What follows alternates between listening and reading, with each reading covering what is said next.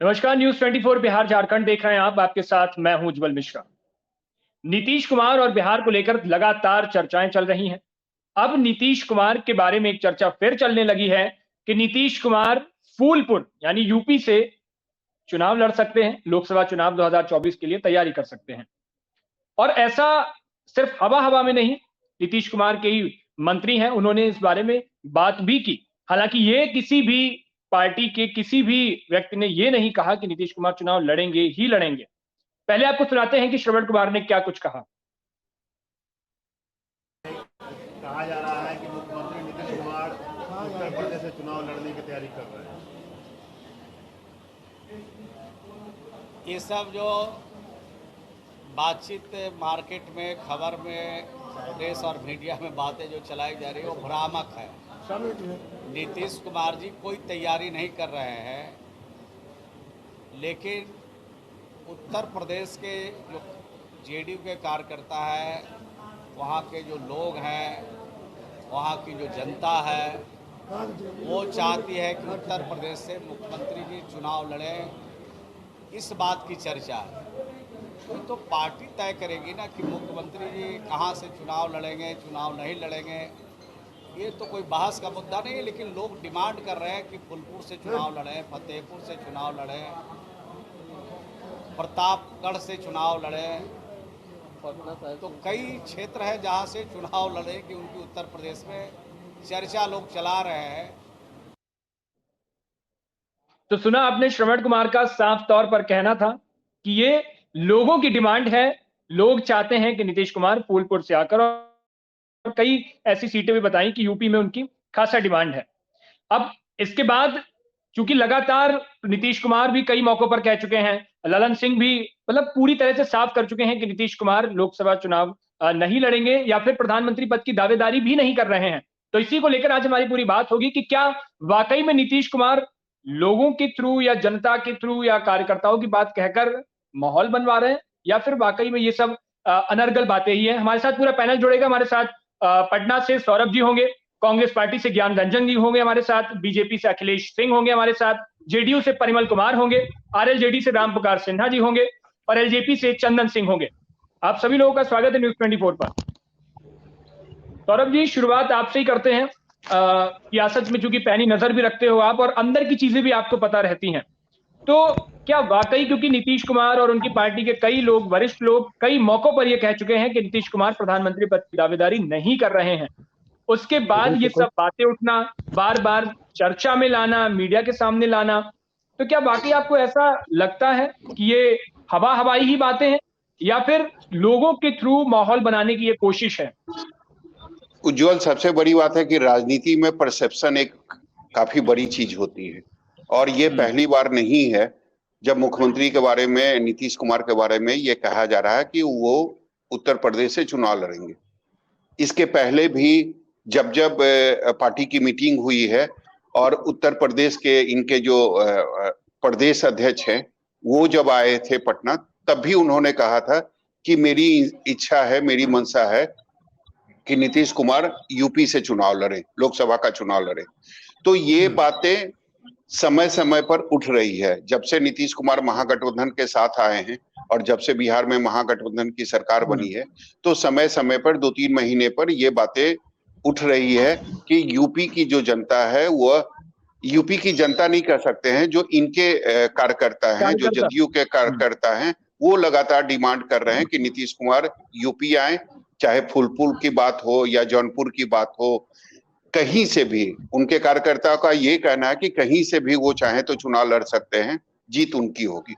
लेकिन सबसे बड़ी बात है कि हमें नीतीश कुमार को देखना चाहिए, उनकी जो राजनीतिक पारी है उसको देखना चाहिए कि हाल फिलहाल में या पिछले कई वर्षों से नीतीश कुमार ने कोई चुनाव नहीं लड़ा है, तो उसको देखने की जरूरत है। और जिस तरीके से मुख्यमंत्री नीतीश कुमार पूरे देश में विपक्षी एकता की अगुवाई कर रहे हैं, मुझे नहीं लगता है कि वो लोकसभा का चुनाव लड़ेंगे, क्योंकि अगर वो लोकसभा का चुनाव लड़ेंगे तो किसी खास जो उनका लोकसभा का क्षेत्र होगा उसमें वो बंध जाएंगे, और फिर वही पूरा चुनाव का जो सेंटर होगा नीतीश कुमार के लिए, वही लोकसभा क्षेत्र होगा।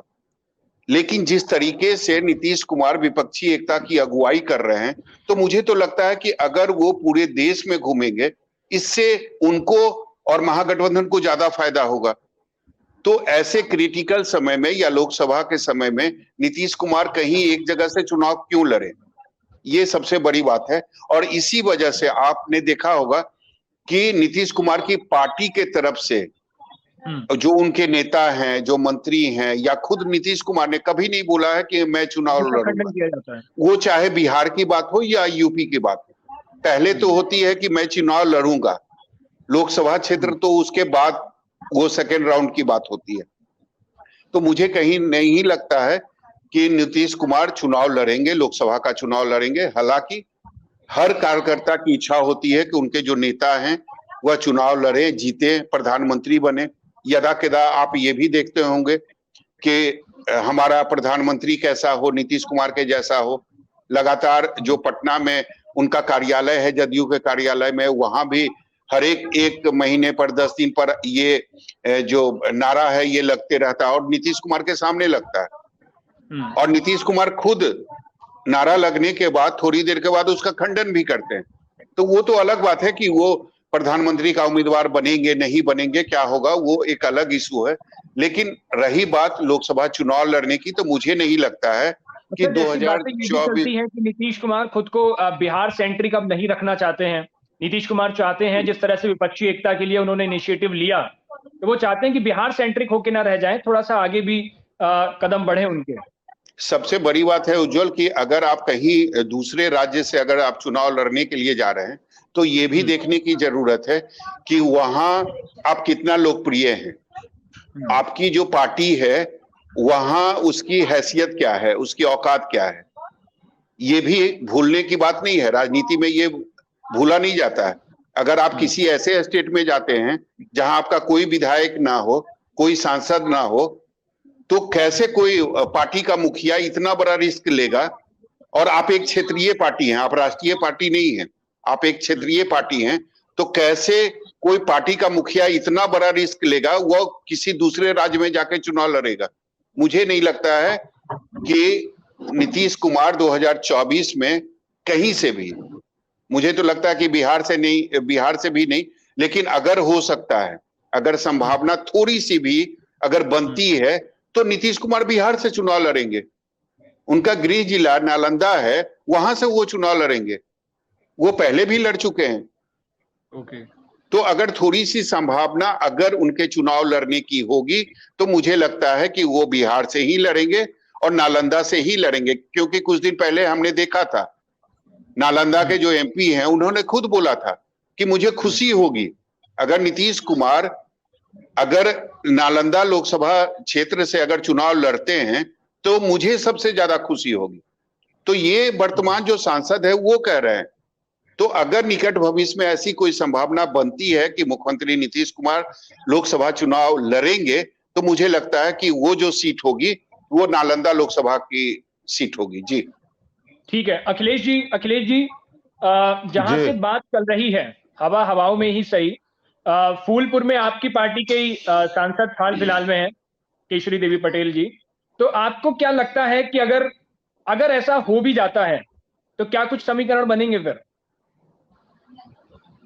देखिए, होने की बात क्या है कि रोज हम उपन्यास पढ़ते हैं, सिनेमा देखते हैं, उसमें नई नई कहानियां देखते हैं, लेकिन वो यथार्थ नहीं होता है। ये कल्पना भी करते हैं, कई बार हम लोग भी सोचते हैं कि हम भारत के प्रधानमंत्री हो जाए। प्रधानमंत्री के संसदीय क्षेत्र से 100 किलोमीटर की दूरी पर है। जी, तो कई बार हम लोग भी कई बार ख्याली पुलाव, कभी मन में ऐसा हो जाता है। यह भी एक बीमारी है। और आदमी जब मानसिक रूप से इस तरह से रहता है, जब बेचैनी में रहता है, कुछ मिल गया उससे ज्यादा पाने की इच्छा होती है, वो इच्छाएं अनंत है, और ऐसी इच्छा होती है जो पाने की योग्य वस्तु नहीं होता है। तो ऐसे ही दिमाग भटकता है। तो भटकने वाले जैसे आत्माएं भटकती हैं, दिमाग भी भटकता है। ऐसे ही व्यक्ति जब भटकता है तो ऐसे ख्याल आते हैं। और एक बात ये दिमाग में रख लीजिए, नीतीश कुमार जी के लिए जो प्रधानमंत्री के नारे लगे और संसद ये फूलपुर से चुनाव लड़ने के लिए जो बात हो रही है, ये कोई बात अपने मन से नहीं होता है। ये सब ये करवाते हैं। इनके मन में बात आती है, ये चाहते हैं कि कुछ न कुछ, इसलिए अपने लोगों से कह के करवाते हैं, थर्मामीटर डालते हैं, फिर उनको अपनी क्षमता का अंदाजा हो जाता है, फिर पैर वापस ले लेते हैं। अब ये भी हो सकता है कि उनको लगता होगा कि गुजरात का एक मुख्यमंत्री उत्तर प्रदेश से चुनाव लड़कर के प्रधानमंत्री हो गया। तो देखिए, नकल करने के लिए अकल और शकल दोनों चाहिए। शकल करने का मतलब चेहरा जो एक्सेप्टेबल हो, तो अकल करने के लिए ये नकल करने के लिए अकल और शकल दोनों को जरूरत है, दोनों में से कुछ नहीं है नीतीश कुमार जी के पास। और इसलिए ये सब हो सकता है कि किए होंगे, उनको लगता होगा कि वहां पटेल सांसद है, हम भी जाएंगे तो कुछ हो जाएगा। तो ये सब बेकार बात है, कुछ नहीं है। योगी जी का राज है, वहां पर किसी की कोई एंट्री नहीं है, भारतीय जनता पार्टी के सिवा किसी का जनाधार नहीं है। और इसलिए उत्तर प्रदेश में कोई जाएगा ही तो क्या हो जाएगा।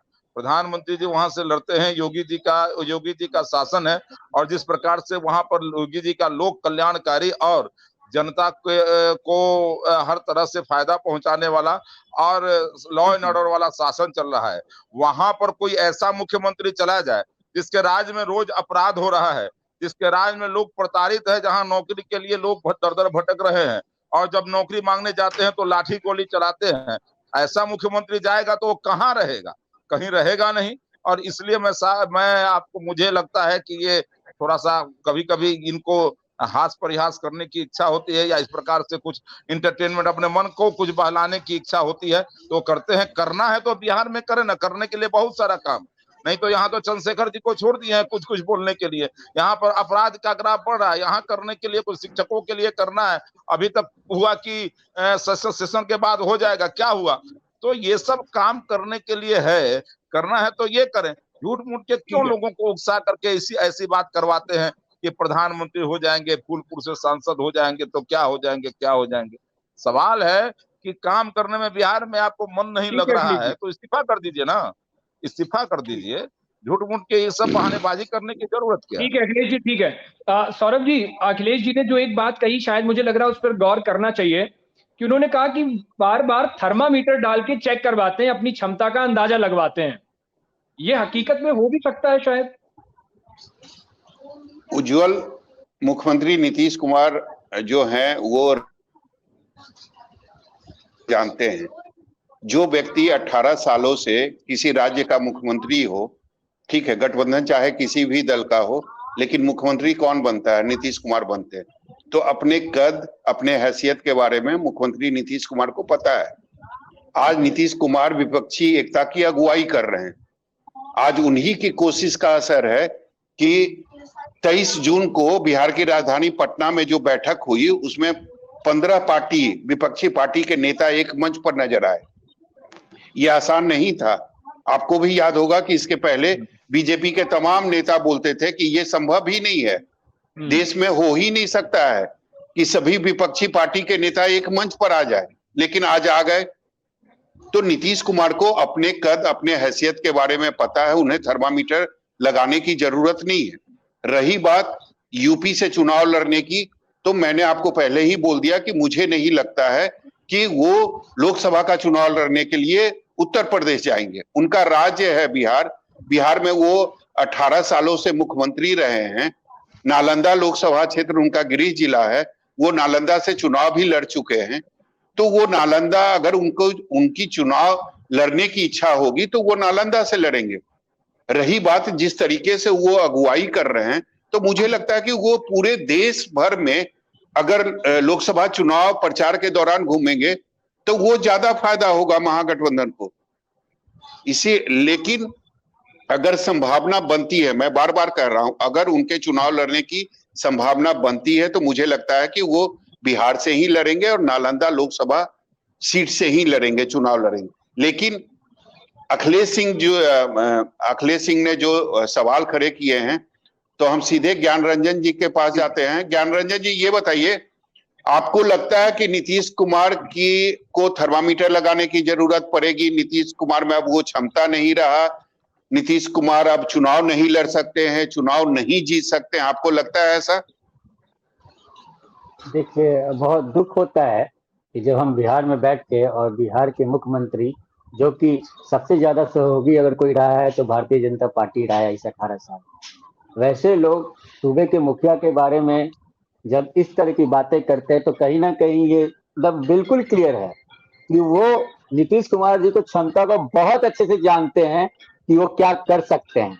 और सबसे बड़ा उदाहरण आपने ही इस डिबेट में भी दिया कि विपक्षी एकता को लेकर जिस तरह से रोना गाते थे, थाली पीटते थे, छाती पीटते थे कि क्या होगा, आज उसका एक स्वरूप नहीं, एक नहीं, दो नहीं, इतनी बड़ी मीटिंग हुई कि देश के प्रधानमंत्री और एनडीए को भी 38 बनाम 26 करना पड़ा। तो ये और सिर्फ जो सूत्रधारक थे हमारे बिहार के मुख्यमंत्री नीतीश कुमार जी ही थे। उनकी क्षमता में क्या है ये मुझे डिफाइन करने की जरूरत नहीं है। उनकी क्षमता है वो करके बताते हैं, वो बोलते नहीं है, वो करते हैं। उनका एक्शन स्पीक्स नॉट की वर्ड्स। और बीजेपी से बर्तन की ढंढनाना जानती है, वो वचाल होता है ना, वचाल। बीजेपी बोलना जानती है, अच्छे अच्छे शब्दों को लच्छाधार करके देश को भ्रमित करना जानती है, और काम चवन्नी बराबर नहीं। तो यही है। और जो रही बात इलेक्शन लड़ने की, ये दो तरह की सोच इसमें चलती है। एक कार्यकर्ता हो, लोगों की अपनी एक फीलिंग होती है कि हमारे नेता किसी के भी नेता, हम राजनीतिक पार्टी के तो हम भी चाहेंगे कि हमारा नेता सदन में जाए, हमारा नेता सदन में जाके हमारे लिए बात रखे। ये बातें अलग है। जिस तरह से इमोशंस निकल के आते हैं कार्यकर्ताओं के अपने नेता को लेके, ये हर पार्टी में है, चाहे वो बीजेपी हो, चाहे राजद हो, चाहे कांग्रेस हो, चाहे जेडीयू हो, या देश की कोई भी अन्य पार्टी हो। कार्यकर्ता अपना नेता को हमेशा शीर्ष स्थान पे देखना चाहता है, और यही कार्यकर्ता की जो हिम्मत होती है, जो सोच होती है, नेता को बल देती है। तो उससे पता चलता है कि उसकी जमीनी हकीकत क्या है। और दूसरी चीज पे आइए कि चुनाव लड़ना भी अब एक पूरे के पूरे कैलकुलेशन। कोई भी सिर्फ आंख मूंद के कूद जाएगा, ऐसा हो नहीं सकता है। तो हमें ये देखना होगा कि हम जिस परिप्रेक्ष्य में जो हम है, मतलब हमारे सूबे के जो मुखिया हैं नीतीश कुमार जी, उनका क्या उपयोगिता हो सकती है इंडिया में, इंडिया के अलायंस में। जैसे कि वो सूत्रधार रह चुके हैं, और जैसा आपने भी कहा सदन में जाएंगे, बहुत अच्छी बात, और साथ में उसके अलावा वो घूम घूम के प्रचार भी करेंगे, तो ये भी बहुत अच्छी बात। और मैं ये भी बताता हूँ इतिहास कि कभी कभी क्या होता है ना, अपने आप में ना एक घमंड आ जाता है लोगों को, जो बीजेपी के भाषणों से, बातों से लगता है, उन्हें लगता है कि वो कहीं से भी जाके लड़ लेंगे और तो जीत जाएंगे। अभी कैसी बातें, तो ना शकल है ना दिमाग है। अरे बिना दिमाग के 18 साल के मुख्यमंत्री रह गए, बताइए। और शकल की बात करते हैं, शकल किसका है भाई? शकल पे बाइएगा तो शकल तो किसी का है ही नहीं। और मैं ये आपको बताता हूँ, ये जारे जिस तरह से बातें उठ रही है, कहीं ना कहीं मुझे भी ये लगता है कि चुनाव कहीं भी कोई भी लड़ सकता है, हमारा संविधान बोलता है।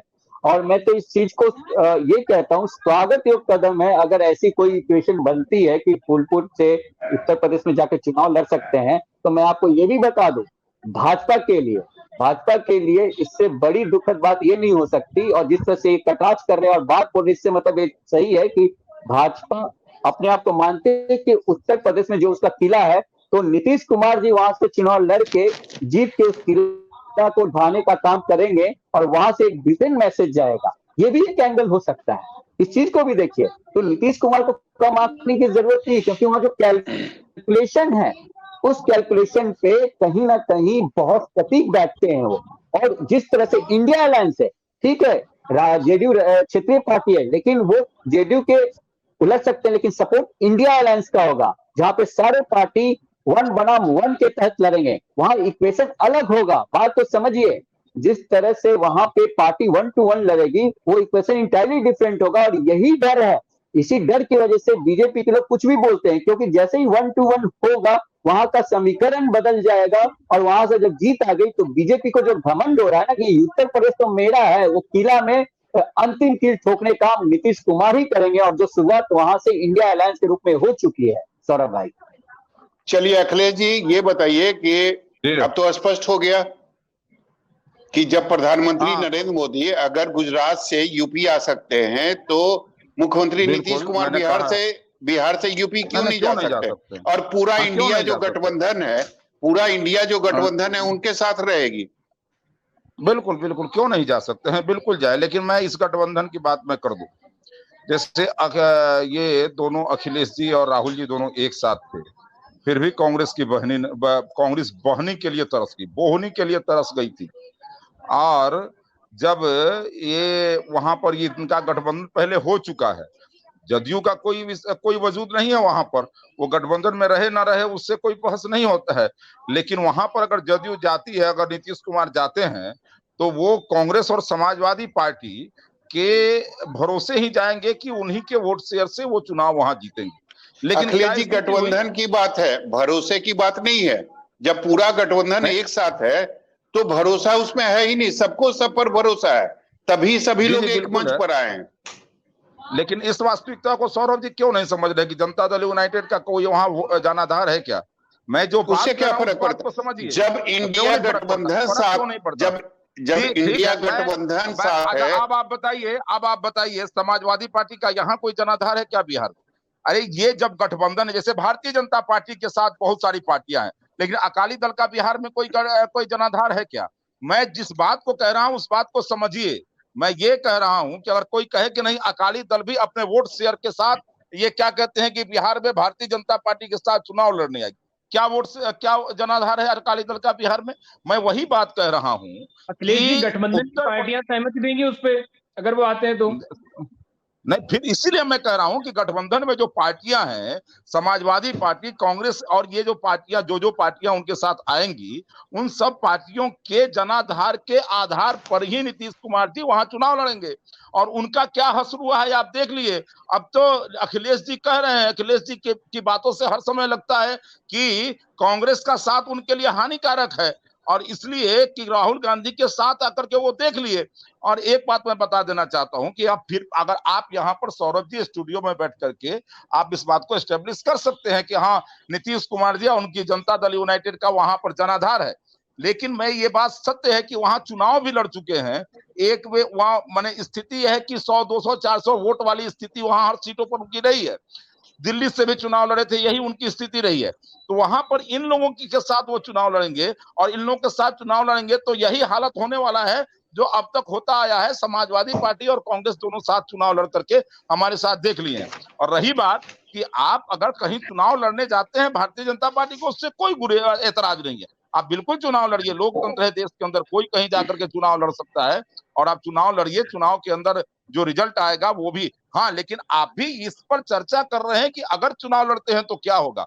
तो मुझे जो लगता है कि अगर चुनाव लड़ते हैं तो यही होगा कि उत्तर प्रदेश के अंदर ये तो जाएंगे उन्हीं के भरोसे, ये तय बात है। अगर जैसे अकाली दल का कोई आदमी अगर भारतीय जनता पार्टी के अलायंस में बिहार में चुनाव लड़ने आए तो बीजेपी के भरोसे आएगा, लोक जनशक्ति पार्टी के भरोसे आएगा, यहाँ पर रालोसपा के भरोसे आएगा। ठीक उसी प्रकार से वहां उन दोनों पार्टी के भरोसे जाएंगे, और उन दोनों पार्टी का क्या हश्र हुआ है, किस प्रकार से हो रहे हैं, ये सबको ही जानते हैं। इसलिए बहुत चिंता का विषय नहीं है। मैं फिर कह रहा हूं कि गुजरात से अगर कोई चुनाव लड़ करके आकर के देश का प्रधानमंत्री हो सकता है, अब यह एक उदाहरण बन जाए, और इसलिए सब लोग ये सोचे कि हम अपने अपने स्टेट से मुख्यमंत्री हो गए हैं और जाकर के चुनाव लड़ करके और हम भी उसी स्टेटस में पहुंच जाएंगे, तो ये नकल नहीं करनी चाहिए। नकल करने से कभी कभी नुकसान हो जाता है।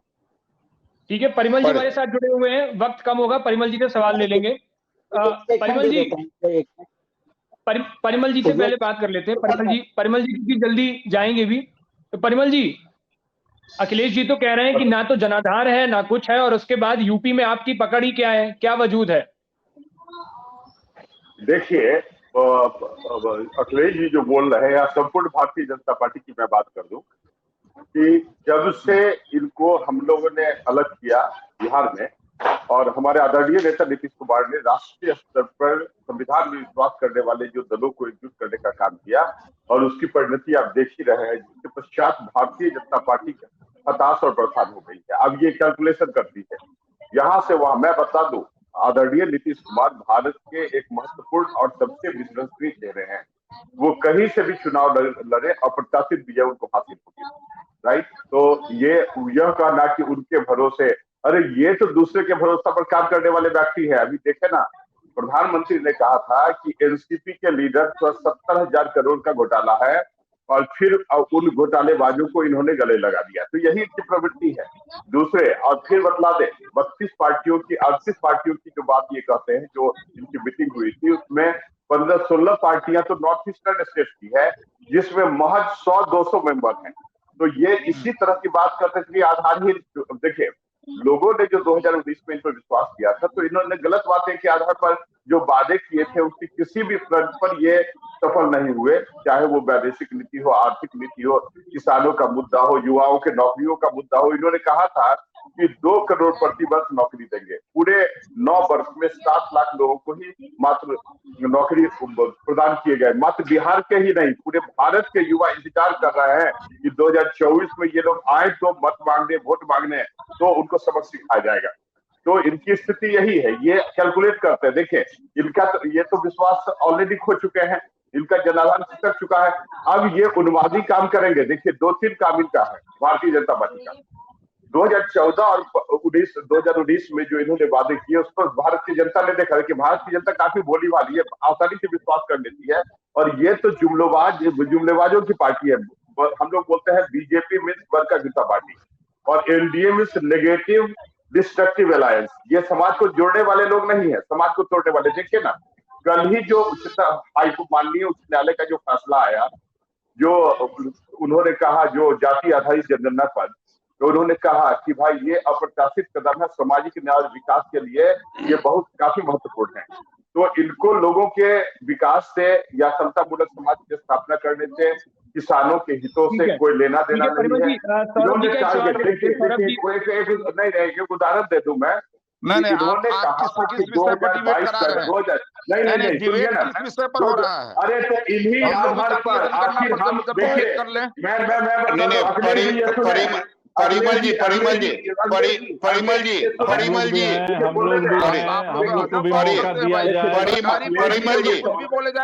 जी 2 मिनट के लिए शांत हो जाइए। परिमल जी 2 मिनट के लिए शांत हो जाइए। परिमल जी 2 मिनट के लिए शांत हो जाइए। चंदन जी ये बताइए, अगर ये संभावना बनती है कि नीतीश कुमार यूपी में जाकर किसी भी लोकसभा क्षेत्र से अगर चुनाव लड़ते हैं, तो क्या लगता है आपको क्या होगा, परिणाम क्या होगा? देखिए, जनता दल यूनाइटेड के राष्ट्रीय परिषद की बैठक दिल्ली में हुई थी कुछ समय पहले। वहां तो बेजाब्ते एक प्रस्ताव पारित किया गया था कि नीतीश कुमार जी पीएम कैंडिडेट हैं। आपको याद होगा सौरभ जी कि केसीआर पटना आए थे। इनको आइडिया नहीं है, कभी जनता दल यूनाइटेड के किसी लीडर ने नहीं कहा कि जनता प्रेस कॉन्फ्रेंस में, अरे सुन लीजिए, सुनने की क्षमता रखिए महोदय, सुनने की क्षमता रखिए। आपके समय में नहीं बोले हैं, आपके समय में नहीं बोले हैं। कृपया शांत रहिए और सुनिए। इनके देखिए केसीआर पटना आए, हमारी चिंता है वो काम नहीं चलेगा। हमारी चिंता है संविधान को अक्षुण्ण रखने की, हमारी चिंता है। सुन लीजिए, संविधान अभी हम बता रहे हैं संविधान के बारे में। आप परिमल जी 2 मिनट के लिए शांत हो जाइए। परिमल जी 2 मिनट सुनिए। परिमल जी चंदन जी बताइए। लेकिन मैं आपको बता दूं चंदन जी कि जदयू के किसी बैठक में इस तरीके का कोई प्रस्ताव पारित नहीं हुआ है कि 2024 में नीतीश कुमार प्रधानमंत्री के उम्मीदवार होंगे। आप सुन लीजिए, जब आरसीपी सिंह जी राष्ट्रीय अध्यक्ष थे तो दिल्ली के जो इन लोग की बैठक हुई थी, राष्ट्रीय परिषद की बैठक हुई थी, उसमें आप ही लोग मीडिया के हवाले से ये खबर निकल कर आई थी कि पीएम कैंडिडेट के लिए हो सकता है। अच्छा चलिए आगे बढ़िए। हो सकता है नहीं कोई प्रस्ताव नहीं दिया गया। चलिए आगे बढ़िए, ठीक है।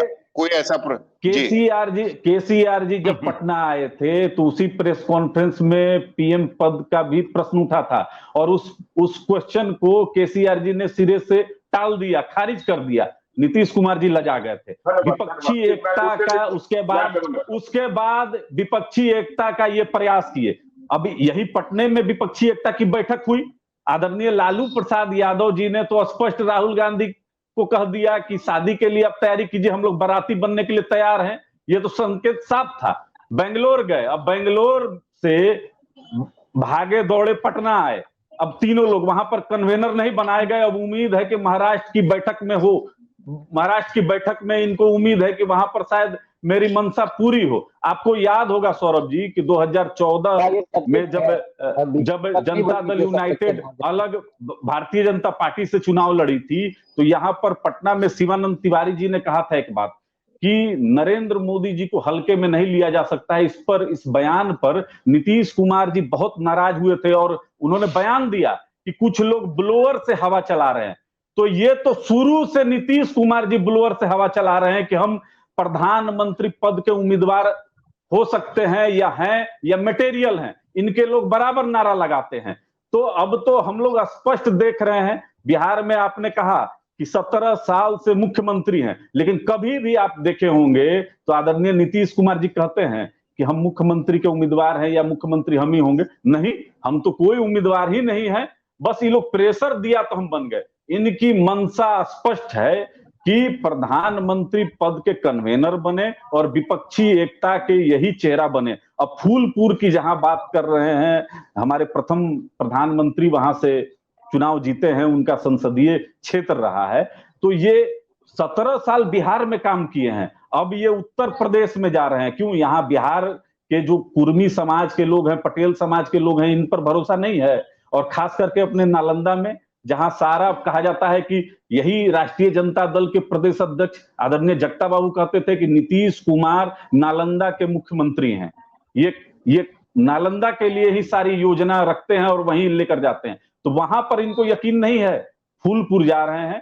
तो देखिए वहां भी जाएंगे और इनकी जमानत जब्त होगी। देश के किसी भी लोकसभा क्षेत्र से अगर माननीय मुख्यमंत्री जी लड़ेंगे चुनाव तो ये जीत नहीं पाएंगे, क्योंकि 17 साल में बिहार का ये विकास नहीं विनाश किए हैं। और जो ये भाई साहब अभी बोल रहे थे कि संविधान और सुशासन और क्या क्या, नीतीश कुमार जी हम लोग तो देख रहे हैं कि पिछले 100 दिन में 100 हत्या बिहार में हुआ है। अभी वैशाली में 1 करोड़ की ठीक है चंदन जी। राम पुकार जी, ये बताइए, क्या आपको लगता है जो चर्चाएं हो रही है कि नीतीश कुमार यूपी में जाकर लोकसभा का चुनाव लड़ेंगे, तो इसका कितना असर पड़ेगा 2024 के लोकसभा चुनाव पे? राम जी माइक ऑफ हो, आपका माइक ऑन कर लीजिए जी। माइक ऑफ है राम जी, अभी आपकी आवाज नहीं आ रही है। हो गया जी जी। देखिए सौरभ जी, नीतीश कुमार जी भारत के किसी कोना में चले जाएं, बिहार के जो शिक्षक बदहाल हैं, बिहार में जो आज कटिहार गोली कांड हो रहा है, 30 दिन में 30 दिन हत्याएं हो रही है, इसका तो जवाब देना पड़ेगा। अगर नीतीश कुमार जी को लोकसभा चुनाव लड़ने का इतना ही बड़ा अगर उनके पास अरमान है तो उनका जन्मभूमि है नालंदा से चुनाव लड़े।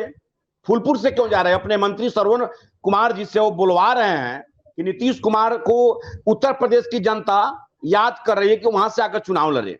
देखिए, कहा गया है वो बिहार में जन्मे हैं, बिहार के 40 लोकसभा सीट है, 400 लोकसभा सीट से कहीं लड़े। बिहार में 17 साल से मुख्यमंत्री हैं और उनके पास उतना ही अगर क्रेज है आदरणीय मुख्यमंत्री नीतीश कुमार जी को, तो बिहार का किसी एक लोकसभा को चयन करे और वहां से लड़े।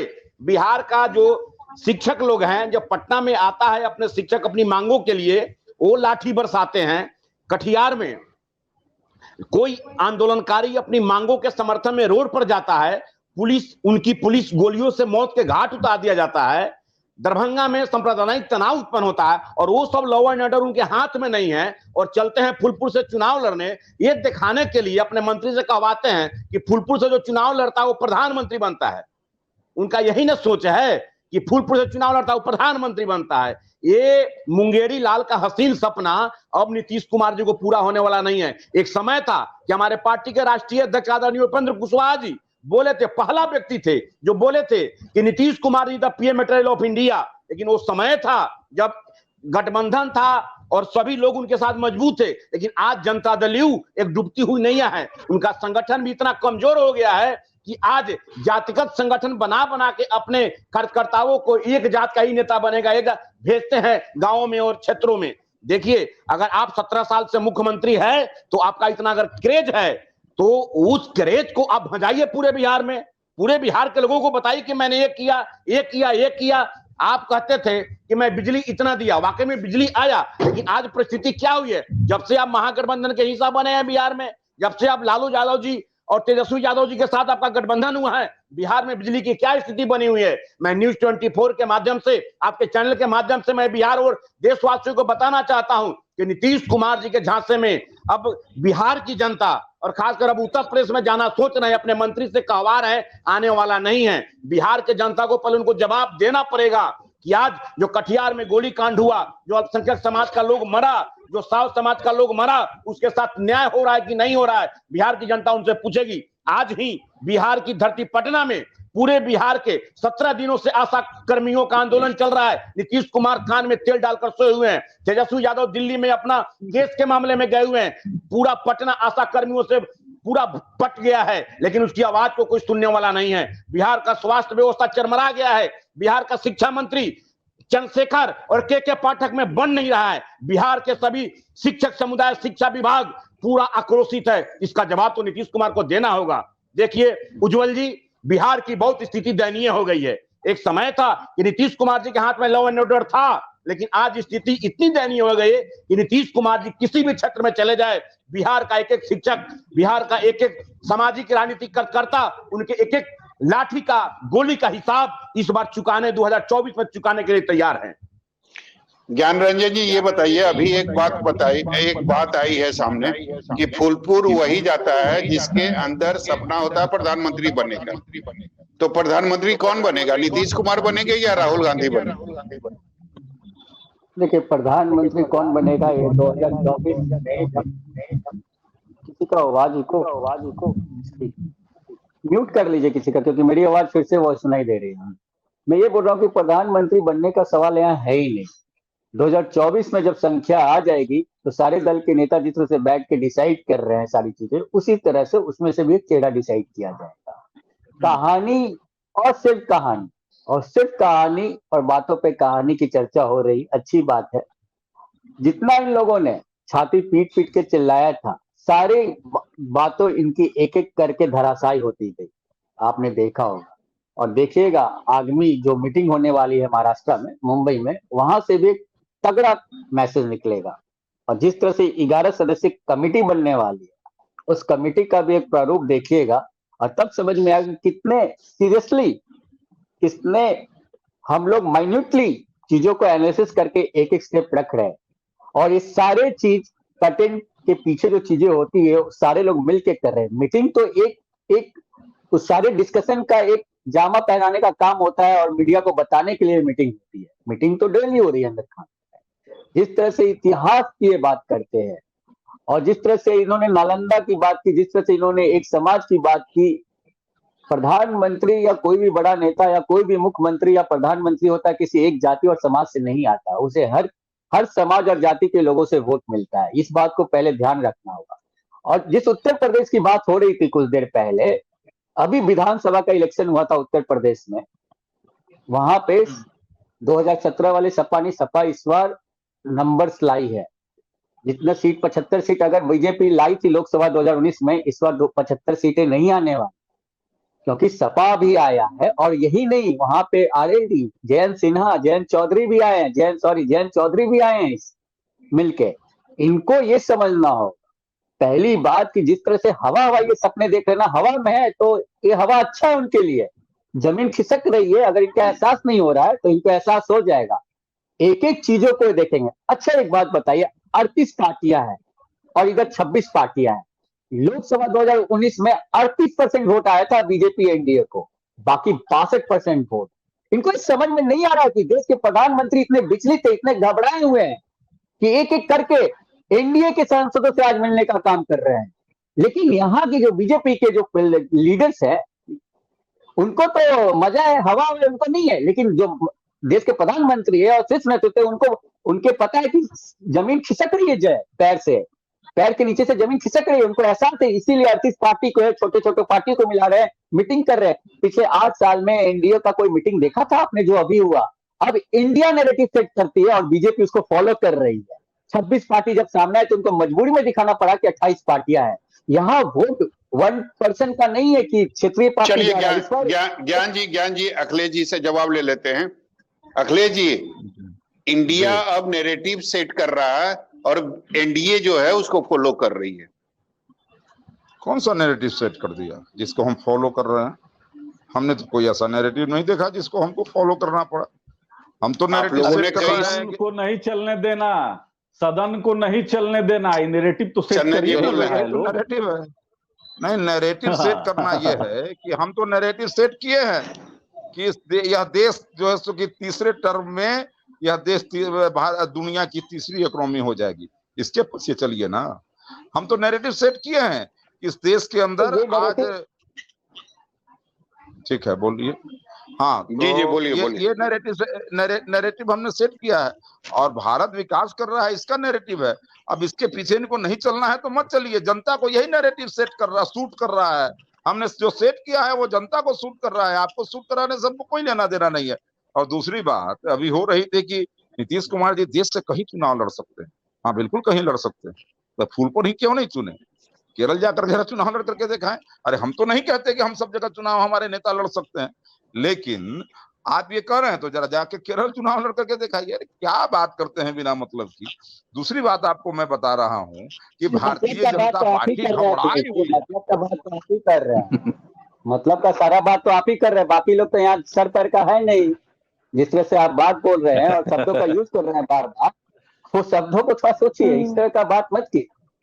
और रही बात ना जिस तरह की परसेप्शन सेट कर रहे हैं, जवाब तो आपने दिया नहीं। बीजेपी का ये बहुत अच्छा एक ट्रिक है सौरभ जी, कि जब भी आप सवाल पूछिएगा ना, उस सवाल को जवाब नहीं देगी और बड़े लंबे लंबे लच्छादार तरीकों से बातों को रखेगी। आपका सवाल का जवाब मिला नहीं मिला और ना मिलेगा। मैं आपको इतना मैं जानता हूं कि जब भी देश के शीर्ष नेता जो इनके शीर्ष नेता है, जो बड़े नेता है आदरणीय प्रधानमंत्री नरेंद्र मोदी, जो उनको हिसाब किताब समझ में आ रहा है, लेकिन इन लोग को समझ में नहीं आ रहा है।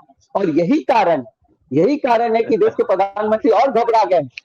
ये घबरा गए इसी वजह से कि इन लोग को समझ में नहीं आ रहा। देखिएगा यही लोग उनके हार का बहुत बड़ा कारण पर, इनको अभी भी नहीं समझ में आ रहा है कि 62% बनाम 38% का डिफरेंस कितना होता है। इन्हें करने की जरूरत है, लेकिन ठीक है, इनका अपना कैलकुलेशन है, बड़ी बड़ी बातें हैं, वो सब चीजों को एक्सेप्ट करते हैं। तो मुबारक एक लास्ट कमेंट आपसे लेंगे इस पूरे डिबेट के एनालिसिस पे। किससे? मुझसे लेना? सौरभ जी आपसे इस डिबेट के एनालिसिस पे एक लास्ट। अच्छा सौरभ जी एक लाइन केवल बोलने दीजिए मुझे। जी बोलिए। इस तरह से डिबेट कराइएगा सौरभ जी कि विषय से बाहर कोई जनता दल यूनाइटेड का सरकारी पार्टी का व्यक्ति आवे और बोल कर चला जाए, एक बार भी बीच में नहीं टोकिए।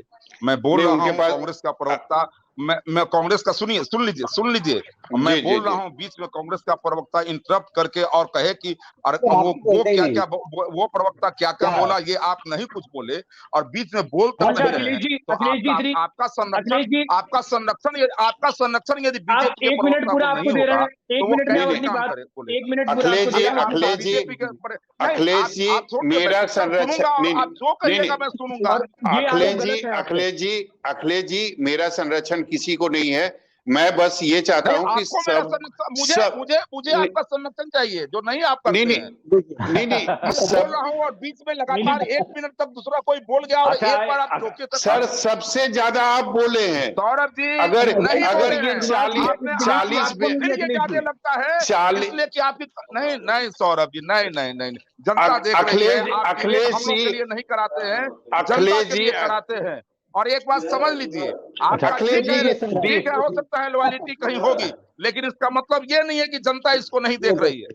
अखिलेश